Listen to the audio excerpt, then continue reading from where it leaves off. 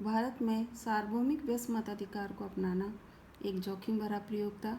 एक हिंदुस्तानी संपादक ने इसे इतिहास का सबसे बड़ा जुआ करार दिया और विभिन्न पत्र पत्रिकाओं के लेखकों ने भारत के सार्वभौमिक मताधिकार और भारत की चुनाव पद्धति के ऊपर प्रश्नवाचक चिन्ह लगाए। चुनावों को 2 बार स्थगित करना पड़ा और आखिरकार 1951 के अक्टूबर से 1952 के फरवरी तक चुनाव हुए। बहरहाल इस चुनाव को अमूमन 1952 का चुनाव भी कहा जाता है, क्योंकि देश के अधिकांश हिस्सों में मतदान 1952 में ही हुए। चुनाव अभियान, मतदान और मतगणना में कुल 6 महीने लगे। सार्वभौमिक मताधिकार का ऐसा सफल प्रयोग हुआ कि आलोचकों के मुंह बंद हो गए। 1952 का आम चुनाव पूरी दुनिया में लोकतंत्र के इतिहास के लिए मील का पत्थर साबित हुआ। अब हम आते हैं पहले 3 चुनाव और कांग्रेस का प्रभुत्व।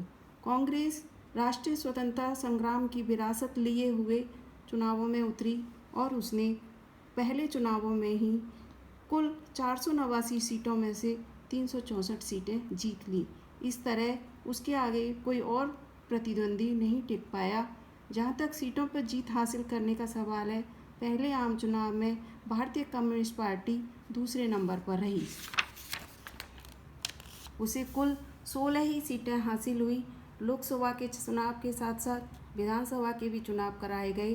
कांग्रेस पार्टी को विधानसभा के चुनावों में भी बड़ी जीत हासिल हुई। त्रावणकोर, कोचीन, जो आज केरल का एक हिस्सा है, मद्रास और उड़ीसा को छोड़कर सभी राज्यों में कांग्रेस ने अधिकतर सभी सीटों पर जीत दर्ज की। इन 3 राज्यों में भी कांग्रेस की ही सरकार बनी बाद में। इस तरह राष्ट्रीय और प्रांतीय स्तर पर पूरे देश में कांग्रेस पार्टी का शासन कायम हुआ। जवाहरलाल नेहरू आम चुनाव के बाद भारत के प्रधानमंत्री बनाए गए। यहाँ पर एक पिछले पृष्ठ पर चुनावी मानचित्र दिया गया है। अब हम उसको देखेंगे, जिसमें बताया गया है कि 1952 से 62 के बीच कांग्रेस पार्टी पूरे भारत पर किस कदर हावी थी। तो बच्चों, आप इस मानचित्र को देखो। जो मानचित्र के अंदर ऑरेंज कलर का पार्ट दिखाया गया है, वो कांग्रेस राज के राज्य हैं, जो 1952 से 1967 के दौरान कांग्रेस शासित राज्य बताए गए हैं। इसके अलावा यहाँ छोटा सा रेड कलर का केरल का पार्ट दिखाया गया है, जहाँ डेमोक्रेटिक लेफ्ट फ्रंट का शासन रहा, और वो भी सिर्फ 1957 से 1959 तक। और ऊपर ब्लू कलर के पार्ट के अंदर जम्मू कश्मीर राज्य दिखाया गया है, जहाँ नेशनल कॉन्फ्रेंस की पार्टी की सरकार रही।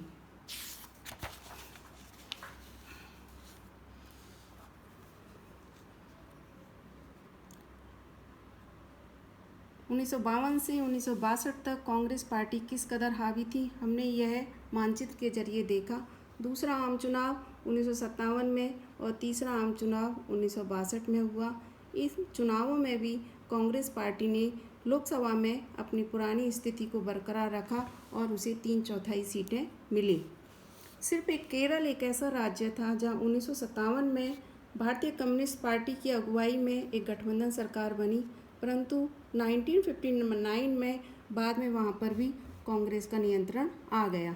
कांग्रेस पार्टी की जीत का ये आंकड़ा और दायरा हमारी चुनाव प्रणाली के कारण भी बढ़ा चढ़ा दिखाई दे रहा है, क्योंकि हमारे देश की चुनाव प्रणाली में सर्वाधिक वोट पाने वाले की जीत के तरीके को अपनाया गया है, जो कि हम पिछली क्लास में अध्ययन कर चुके हैं। अगले पृष्ठ पर केरल में कम्युनिस्ट की जीत के बारे में बताया गया है कि 1957 में ही कांग्रेस पार्टी को केरल में हार का स्वाद चखना पड़ गया था और केरल में किसी एक दूसरी पार्टी के साथ मिलकर कम्युनिस्ट विधायक दल के नेता EMS नंबूदिरीपाद की सरकार बनी।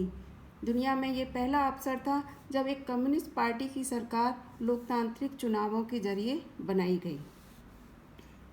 1959 में केंद्र की कांग्रेस सरकार ने संविधान के अनुच्छेद 356 के अंतर्गत केरल की कम्युनिस्ट सरकार को बर्खास्त कर दिया और वहां पर कांग्रेस की सरकार बनाई। यह फैसला विवादास्पद साबित हुआ और ये सबसे प्रारंभिक रूप था जब संविधान के द्वारा दी गई आपातकालीन शक्तियों के दुरुपयोग का पहला उदाहरण के रूप में पेश हुआ और ऐसा कांग्रेस बार बार करती रही।